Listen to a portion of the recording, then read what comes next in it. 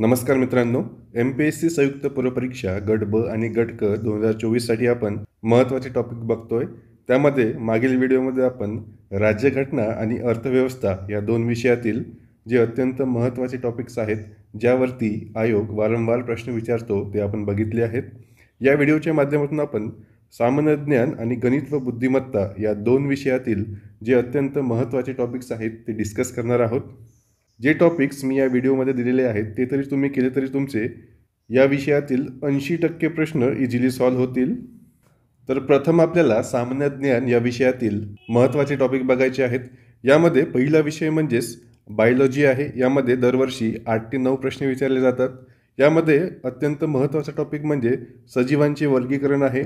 यामध्ये बेंथम व Hooker, Carl Linnaeus, R.H. Whittaker, Theophrastus Eichler यांच्याबद्दल महत्त्वाची माहिती, यांचे संशोधन, यांनी दिलेल्या उपमा, यांनी दिलेल्या संकल्पना इत्यादी आपल्याला वाचायचे आहेत.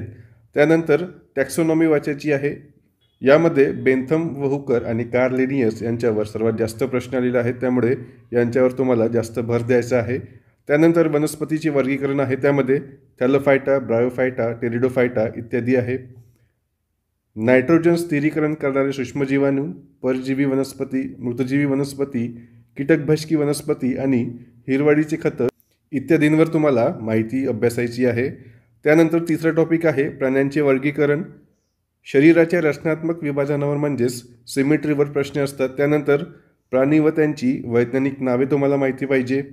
प्राण्यांचे 10 संघ आहेत, त्यांच्याबद्दल तुम्हाला माहिती पाहिजे. त्यानंतर मत्स्य वर्ग असेल, उभयचर वर्ग असेल, सरपटणारे प्राणी असतील, सस्तनी वर्ग असेल, यामध्ये सॅलमेंडर, प्लॅटिपस, मगर, जिराफ, वटवाघूळ, शार्क, बदक चोचा यांच्या वैशिष्ट्यावर PYQमध्ये प्रश्न आलेले आहेत. त्यामुळे मिनिमम तुम्हाला एवढे टॉपिक तरी चांगल्या प्रकारे करून द्यायचे आहेत.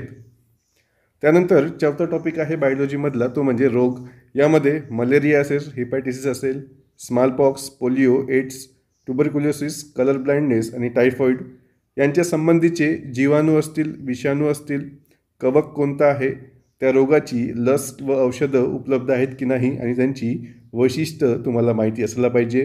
त्यानंतर काही शास्त्रज्ञ आहेत आणि त्यांनी लावलेले काही शोध आहेत, ते पण तुम्हाला माहिती असायला पाहिजे. त्यानंतर पाचवा टॉपिक आहे पोषणमान म्हणजेच न्यूट्रिशन. यामध्ये जीवनसत्व, प्रथिने, कार्बोदके, मेद इत्यादींचा तुम्हाला डिटेलमध्ये अभ्यास करायचा आहे.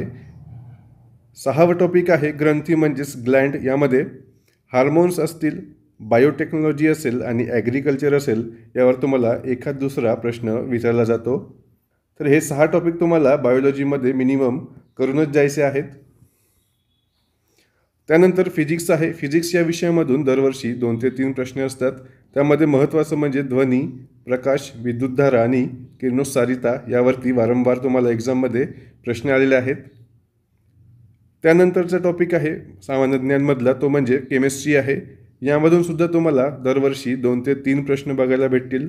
त्यामध्ये महत्त्वाचे टॉपिक म्हणजे द्रव्य व त्यांचे स्वरूप, अणूंची रचना, पिरियडिक टेबलवर जास्त प्रश्न असतात. त्यानंतर कार्बन, आम्ल व आम्लारी, रासायनिक अभिक्रिया, धातू व धातुके यावर पण तुम्हाला PYQमध्ये प्रश्न आलेले आहेत. त्यामुळे इत्यादी जे मिनिमम टॉपिक्स आहेत ते तुम्हाला करून जायचे आहेत.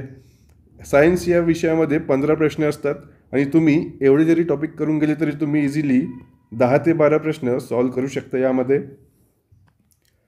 त्यानंतरचा विषय म्हणजेच गणित व बुद्धिमत्ता आहे.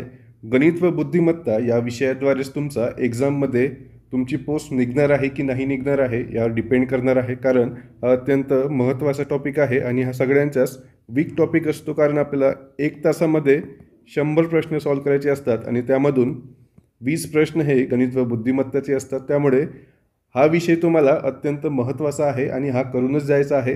हा जरी आपण स्किप केला तर आपली प्रिलिम्स हे निघत नाही. यामध्ये बुद्धिमत्ता या विषयामध्ये वर्णमाला, आकृत्याची कोडी, दिशा, वयवारी, चिन्हांची अदलाबदल, संख्या मालिका, सांकेतिक भाषा, नातेसंबंध, दिनदर्शिका आणि सिलोगिझम यांच्यावरती प्रश्न असतात. बुद्धिमत्ता या विषयावरून तुम्हाला 8 ते 10 प्रश्न भेटतील. इतर काही महत्त्वाचे टॉपिक म्हणजेच बैठक व्यवस्था आहे, कूट प्रश्न आहेत, कोडे आहे आणि आकलन आहे. यावर पण तुम्हाला एखाद दुसरा प्रश्न विचारला जातो. त्यानंतर आहे गणित. यावर पण तुम्हाला एक्झाममध्ये 8 ते 10 प्रश्न दिसतील. यामध्ये महत्त्वाचे टॉपिक म्हणजे शेकडेवारी, लसावी मसावी, सिम्प्लिफिकेशन, घातांक, सरासरी, नफा तोटा आणि श्रेणी इत्यादी महत्त्वाचे टॉपिक्स आहेत. हे तुम्हाला करूनच जायचे आहेत. यानंतरच्या व्हिडिओमध्ये आपण इतिहास आणि भूगोल या दोन्ही विषयातील जे महत्त्वाचे टॉपिक्स आहेत ते आपण बघणार आहोत. इतिहास या विषयातील तुम्हाला 10 प्रश्न येतील, भूगोल या विषयामधून 10 प्रश्न येतील, परंतु जी राज्यघटना आहे त्याला आपण पॉलिटी म्हणतो, तिथून 15 प्रश्न येतात.